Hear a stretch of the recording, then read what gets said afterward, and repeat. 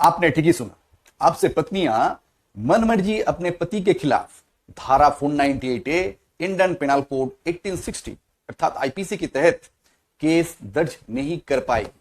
सबसे पहले उन लोगों को यह वेरीफाई करना पड़ेगा क्या वो अपने आरोपी पति का पहले पत्नी है या दूसरी, क्योंकि पहले से ही 498A आईपीसी की मिसयूज को लेकर कोर्ट बहुत सारे ऑब्जर्वेशन दिया है।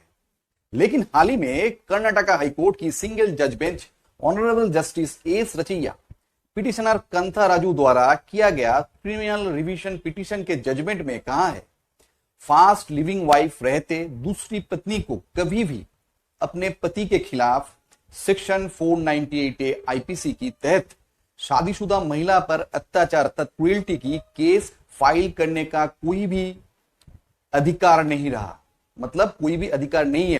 और जजमेंट में यह भी कहा है, सबसे पहले दूसरी पत्नी को यह साबित करना पड़ेगा कि उनकी शादी कानूनी जायज है। अगर शादी ही इलीगल है, नाल एंड वॉइड है, तब सेकेंड वाइफ अपने पति और ससुराल वाले के खिलाफ कोई भी सेक्शन 498A आईपीसी के तहत केस लॉन्च नहीं कर पाएगी। इस केस में सेकेंड वाइफ का एलिगेशन था वो कांथा राजू का सेकेंड वाइफ है और वो लोग 5 साल एक साथ रहने के बाद सेकेंड वाइफ पैलेस्ड हुई थी। इसके बाद से कांथा राजू और उसके परिवार उसके ऊपर हैरेसमेंट और मेंटल टॉर्चर करते थे। इस एलिगेशन पर कांथा राजू का सेकेंड वाइफ एक 498A आईपीसी के तहत केस कांथा राजू और उसके परिवार के खिलाफ लॉन्च किया।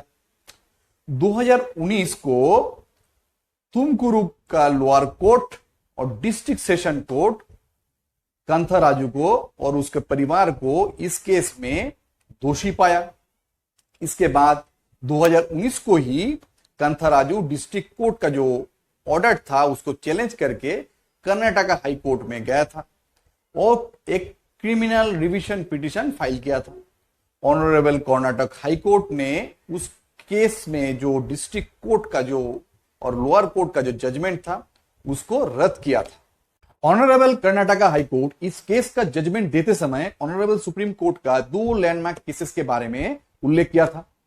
एक है शिव चरण लाल वर्मा केस, दूसरा है पी शिव कुमार केस। और दोनों केस में कहा गया है कि if the marriage between husband and wife ended as null and void, the offense under section 498 IPC cannot be sustained। अर्थात यदि पति और पत्नी के बीच विवाह null and void हो जाता है तब सेक्शन 498 आईपीसी के तहत अपराध को बरकरार नहीं रखा जा सकता है ना। ये काम का इन्फो।